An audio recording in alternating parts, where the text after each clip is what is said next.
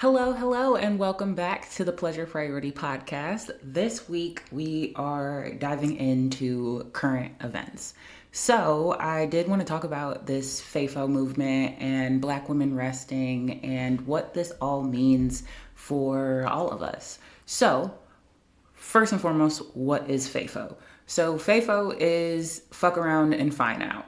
That's what those letters mean. And, based on who you talk to, there's a different connotation with what that actual phrase means. But based on who is using the word and how they're using it, it can mean different things. But usually in the camps of do stupid things and win stupid prizes, or curiosity and exploration are going to get you to a better answer than anybody else could. So in this context of what's been going on now, is looking at the fact that Black women have been at the center of so many movements, pushing them forward, calling for change, making things happen, putting our dollars, our blood, our sweat, our tears on the line in efforts and in hopes of progress.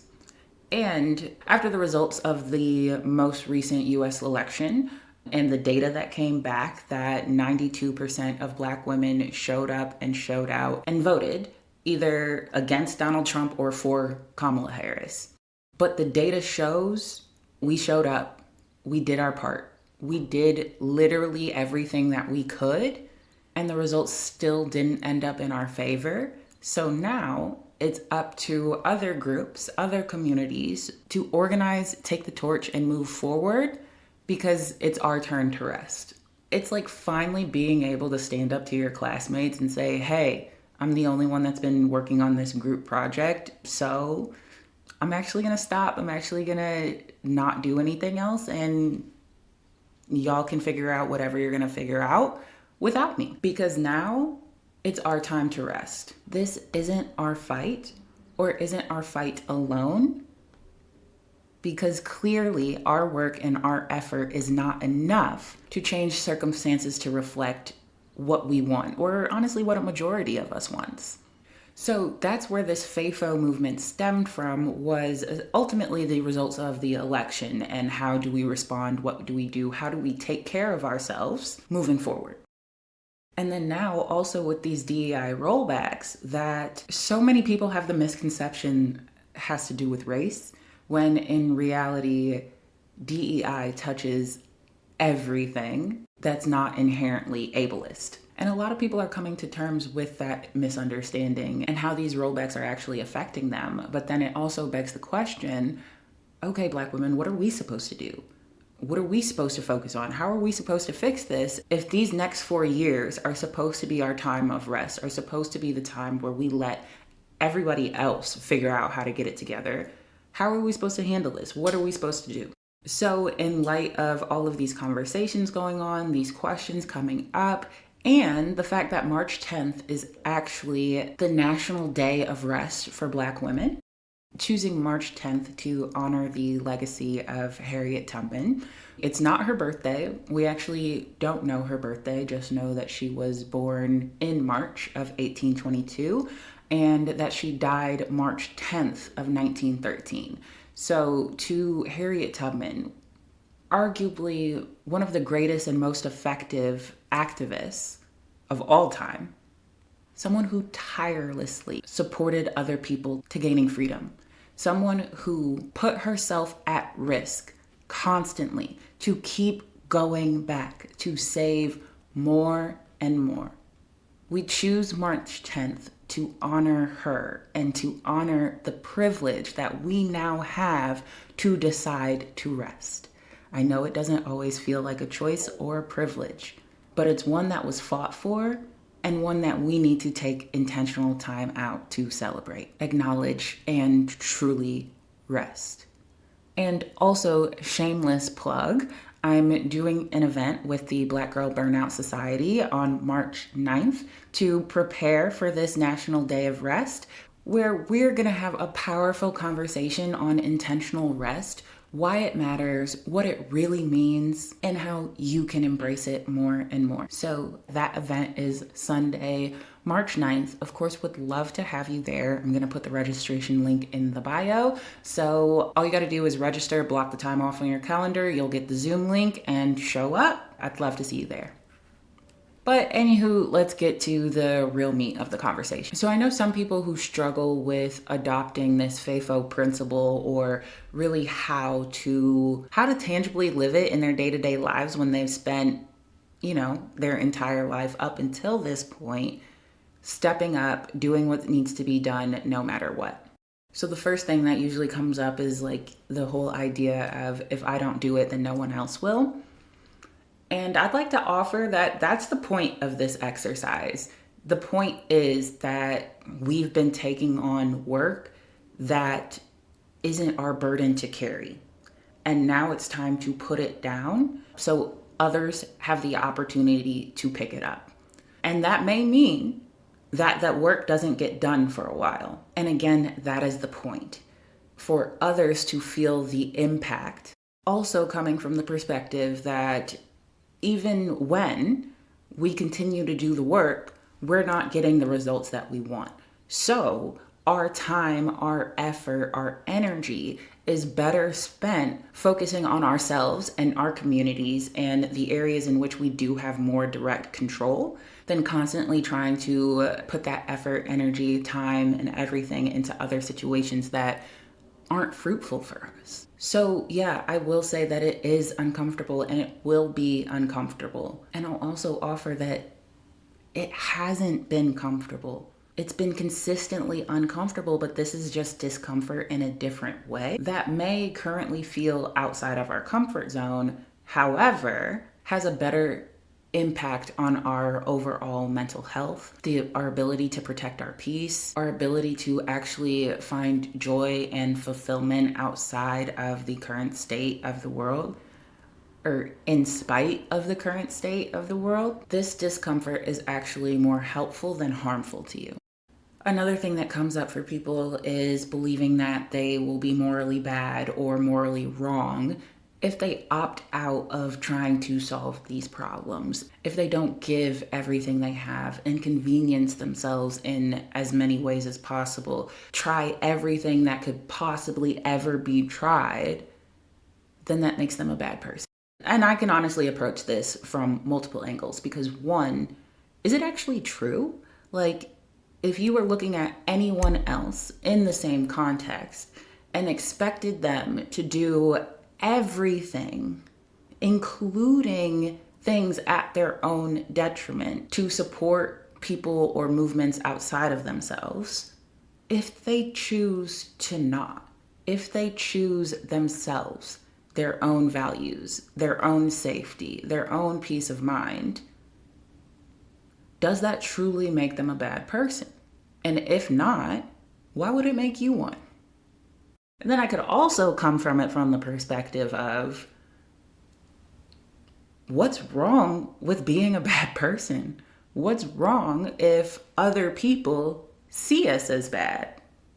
There are plenty of examples of people who I'd say a majority of us could probably agree, if they were quote unquote bad, probably subjectively agree to that. And I'm sure that we can also collectively get together and subjectively think who's a good person and find some examples of some people in both categories and look at their lives, things that have happened, things that they've gotten, success, achievements, failures.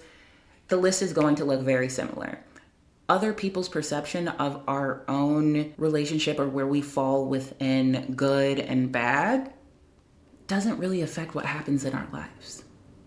And we don't have to move in fear of other people thinking that we're bad, as if it would prevent or change anything happening in our lives. Granted, there are some situations where things can be different, but for the most part, for most people, other people's opinions of your morality don't have an effect on you. And then there are also the people who are experiencing high levels of disassociation or desensitization. So disassociation is the state of being disconnected, usually from ourselves, our environment, our work, whatever. But Oftentimes, in intense emotional or traumatic situations, we can disassociate to protect ourselves, in that we disconnect from ourselves so we don't feel as intensely the problems. We disconnect from the people around us so we don't empathize as intensely.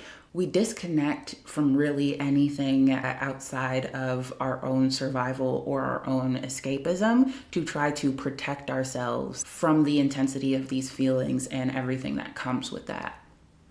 And then in a similar vein, we have desensitization, in which we've received so much stimuli that it no longer holds the same effect.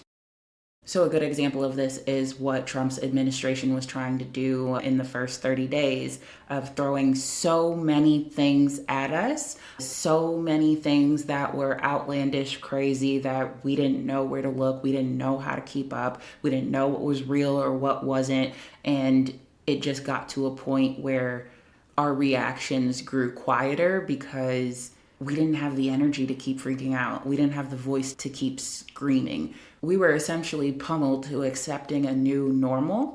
And in that pummeling, we were desensitized to the intensity of what's going on so that things can continue happening with the same level of intensity, so that ultimately, if this keeps going on the same trajectory, we will lose the fight, we will lose the desire, we will lose the motivation, the energy, the everything to combat or push back. So if that's happening to you, it's by design. And what I want you to focus on is connecting back to yourself. This is the part where you prioritize yourself first, because you're literally not even in a position to pour into anyone else's cup. You have to pour back in yours. You have to work on your nervous system to get back to the point where it's not so fried. It's not so intense, or it's not so lethargic. We want to get you back into the window of tolerance where you even have the capacity to show up in the ways that you want to. So yeah, I'd say for you, for most people, but especially for you, this FAFO movement is perfect, because they're fucking around, they're finding out, you are resting. You are taking care of yourself. You are prioritizing yourself. You're giving yourself what you need, and you're starting with you. And then when you're able, you make your way to the next layer of your home, your circle, your family, your friends, your career, your community. And you keep going out and out and out as you get the capacity to when you can start caring about larger national, global, systemic issues, because you have the capacity, the wherewithal, the resistance, and the support to do something about it. But it starts with you. So then we get to the question of, how do we put time, energy, and effort behind the things that we care about, that we're passionate about, and still make time for rest and supporting ourselves and our own communities? And with this, I'd say the same thing. Start with you. It may require some at least temporary changes that you can make to still support the causes that you believe in, while also supporting yourself first. I know all of y'all have heard that saying that you can't pour from an empty cup, but I'd like to take it a little bit further and say that you shouldn't be pouring at all. Your cup should stay upright, and you should be so focused on filling yourself up and filling your cup up that you overflow. And then from that overflow is what gets poured into other people's cups. That way, you are always full. You are never lacking. And when you don't have the capacity to give, when you aren't overflowing with extra, you don't give. You keep what you have for yourself, because that's how you survive. That's how you move forward. That's how you ultimately thrive, because you're no longer operating on the idea that you need to deplete yourself to make change. And I know for a lot of you, this is a completely new concept and can be hard to grasp, but the most impactful and sustainable change happens when people are fully supported and even have the capacity to take risks leave their comfort zone, try new things, and ultimately make change. So, what does rest actually look like? Well, of course, it's physical rest and getting enough sleep, taking naps. Shout out to Trisha Hersey of the Nap Ministry. And at the same time, there's so much that can be exhausting outside of physical. So I did want to give you other options or other examples of other types of rest as well. So we have creative rest. So this is more of an active rest state, but it's resting your mind to where if you're always logical thinking, problem solving, it's being able to put those things down and be able to express your creativity, whether that be through reading, journaling, painting, art of any kind, Legos, crocheting, whatever your vibe is, allowing yourself to be creative so you can get rest in those ways as well.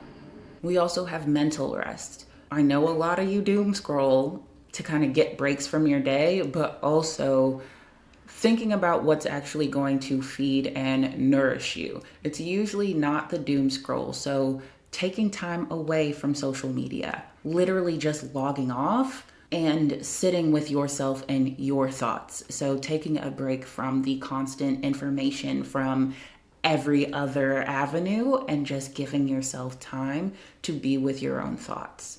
And, usually writing some of those down, seeing what comes up just to see what's happening in your head, because that work right there, let me tell you, can give you so much ease because oftentimes we're not even aware of what we're telling ourselves, the stories that are on repeat and how they affect us in our daily life and how exhausting they can be as well. So doing some of that and doing some thought work. So limiting the noise so you can get some mental rest and doing some thought work so you can also clear some of the noise in the future. Social rest. So I know there are a lot of people who have social batteries, myself included, that once we people for a while, we need some time to not people. And there are also people who get their energy from others. So whatever works for you. However you get more energy is how you'll approach social rest, but it can look like setting up plans, taking time out of your day to be in community and be with other people and get nourished in those ways. And it can also be canceling plans without guilt, without judgment, without shame, and allowing yourself to just enjoy your alone time. Emotional rest. This is a lot of where a lot of y'all's work is going to be, especially with this FAFO movement.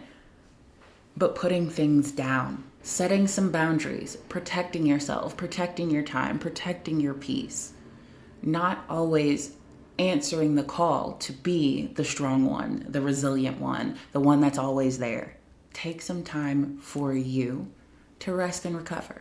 No one needs to be on 24/7. There's also sensory rest, getting away from screens, dimming lights, turning off notifications, turning off alarms, changing alarms, all that kind of stuff. Noise canceling headphones, sensory tools that can help you when you do get triggered. All of these things can contribute to sensory rest as well. So I did just want to give those examples of the different types of rest and what it can look like and how you can approach it during this time. Oh, and I will also say, I know I've gotten the question of how do we respond when we're getting called out, such as from other groups. Like some of the conversations on TikTok are talking about how other groups are claiming like, hey, we showed up for y'all. Why aren't you organizing for us? AKA, why aren't you doing the work that you've been doing like we expected you to? And honestly, my response here is, it's because we're out of office. It's because we're not tasked to doing that work. It's because we're leaving space for other people to step up and take the job.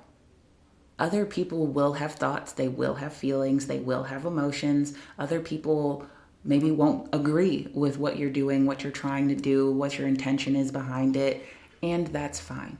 Part of this work is getting comfortable with other people's discomfort. It's not your problem to solve. Yours is. So let's just focus on you, all right? And I do want to reiterate, I know this isn't easy. I know this is a switch.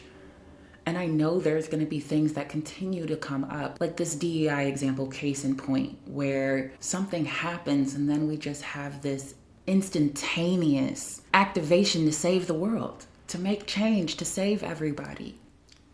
And I don't want to make the question, do we do this or do we not? Because we are not a monolith.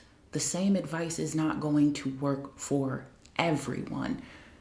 And everyone has different wants, different desires, different goals, different capacities. So in everything I'm saying, please take it with a grain of salt and do what works best for you. I more so want to gear your thought process in, if I do choose to take action, how can I do it in a more restful way or a more supportive way to me and my overall health?